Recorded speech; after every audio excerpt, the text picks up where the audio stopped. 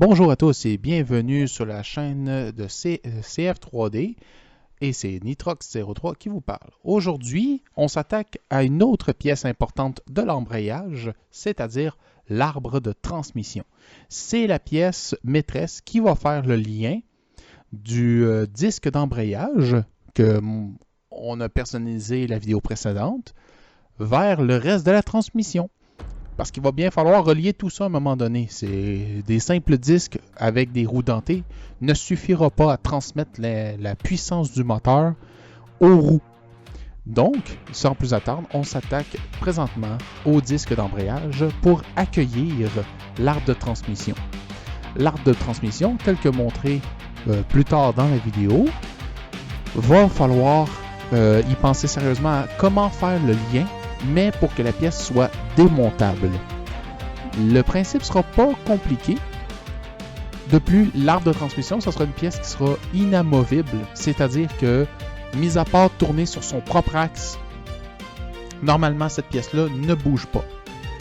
Donc, il va falloir concevoir en arrière un principe mécanique qui va être usinable avec les outils disponibles, avec aussi à l'idée que ça va baigner dans l'huile, donc la pièce qui va y être connectée va pouvoir s'auto-lubrifier et réduire l'usure, en théorie.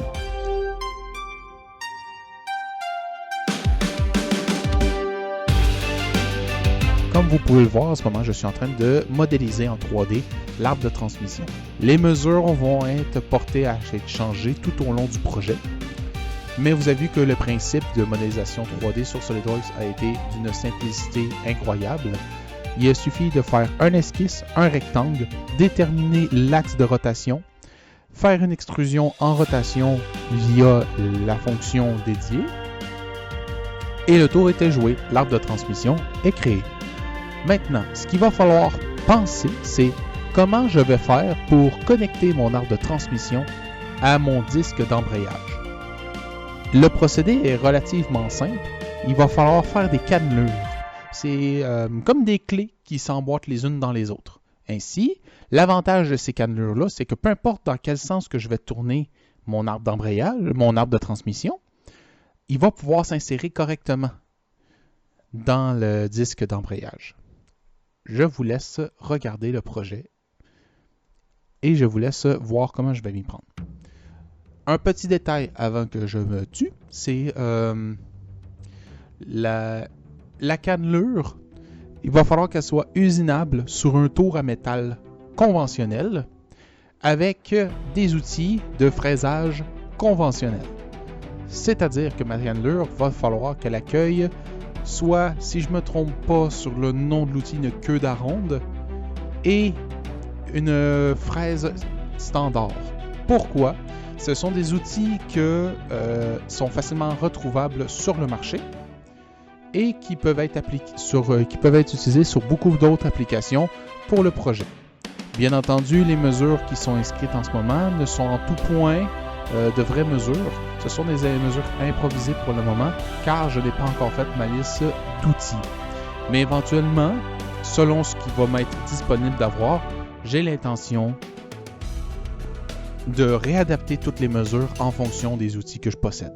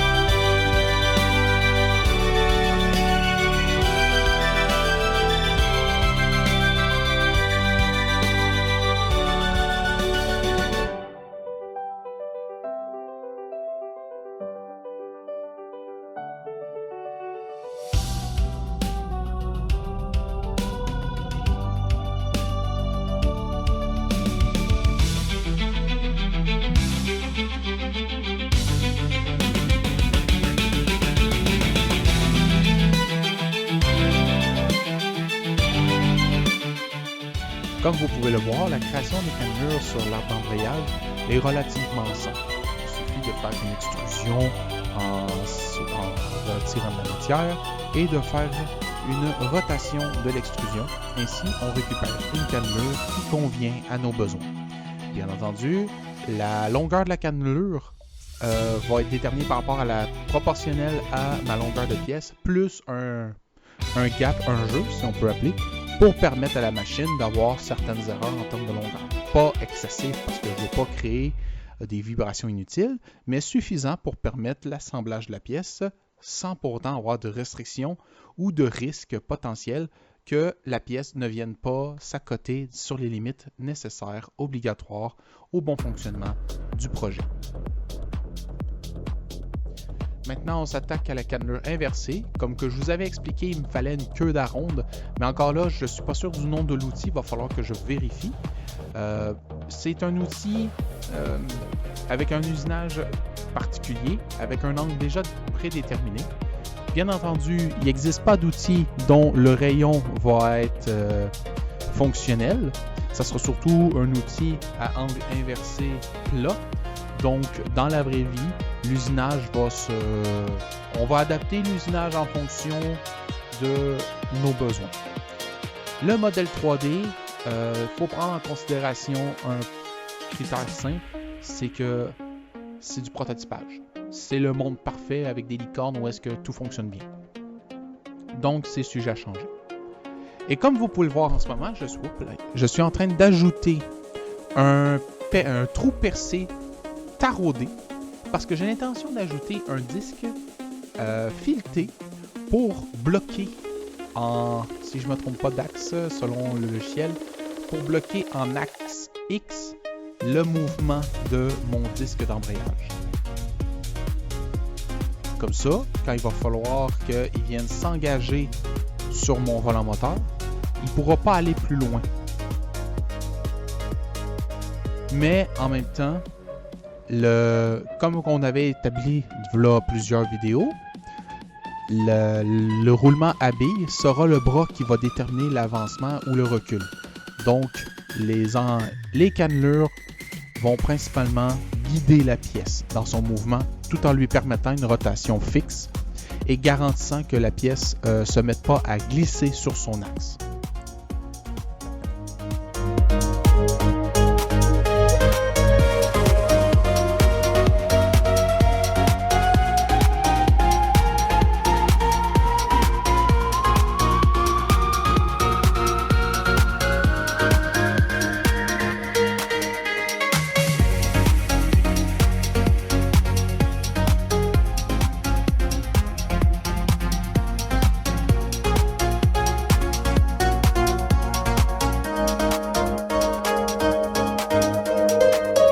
J'espère que cette vidéo vous a plu. N'hésitez pas à liker, à mettre des pouces bleus, commentaires, partager sur les réseaux sociaux et vos amis.